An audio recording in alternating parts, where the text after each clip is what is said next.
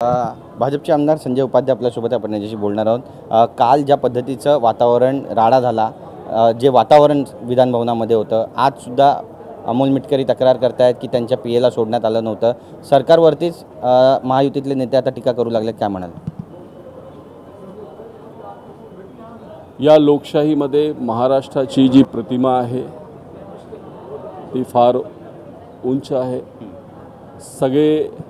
सगळा देश महाराष्ट्राकडे फार आदराने बघत असतो। कालची जी घटना झाली ती महाराष्ट्राला शर्मसार करण्यासारखी होती। मी त्या घटनेचा निषेध करतो।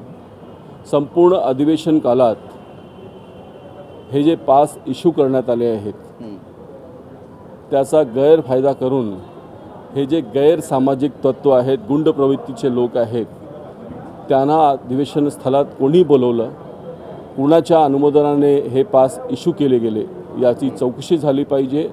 आणि जर त्यांच्यावरती अनेक खटले दर्ज आहेत तर संपूर्ण सत्रामध्ये त्यांची उपस्थिती ही गंभीर बाब आहे, चिंतेची बाब आहे।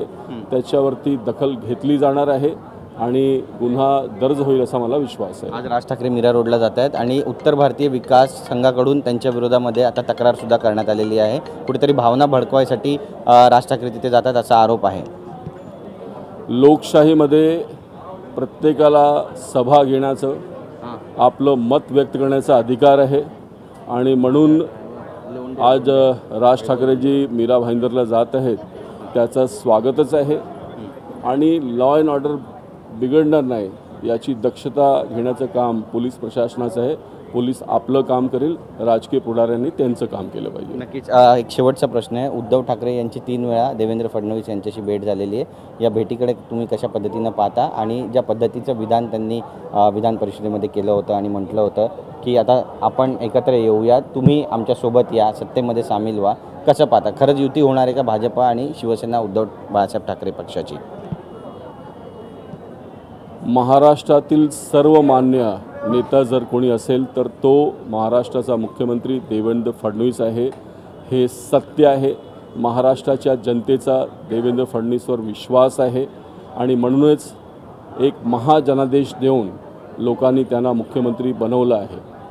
2 भावामध्ये जे भांडण होतं त्या लोकांनीसुद्धा स्वीकार केलं की हे शक्य झालं आहे ते फक्त देवेंद्र फडणवीस यांच्यामुळेच झालं आहे। आणि म्हणून पुढची जी इलेक्शन आहे ती देवेंद्र फडणवीस यांच्या नेतृत्वात महायुती लढणार आहे आणि आम्हाला महाविजय प्राप्त होईल असा विश्वास आहे। देवेंद्र फडणवीसजी सुसंस्कृत आहेत, सभ्य आहेत, महाराष्ट्राच्या संस्कृतीची जाणीव आहेत। या महाराष्ट्रात कोणीही त्यांचा दुश्मन नाही आणि म्हणून त्यांची जी वागणूक आहे ती चांगलीच आहे, त्याची प्रशंसाच केली पाहिजे असा मला विश्वास आहे। युती होणार की नाही होणार हे आमचे नेते ठरवतील। धन्यवाद आमच्याशी बातचीत केल्याबद्दल, वेळ दिल्याबद्दल। ते आपण पाहतो आपली भूमिका या ठिकाणी मांडली। कॅमेरा पर्सन योगेशसह गिरीश गायकवाड, TV9 मराठी, मुंबई।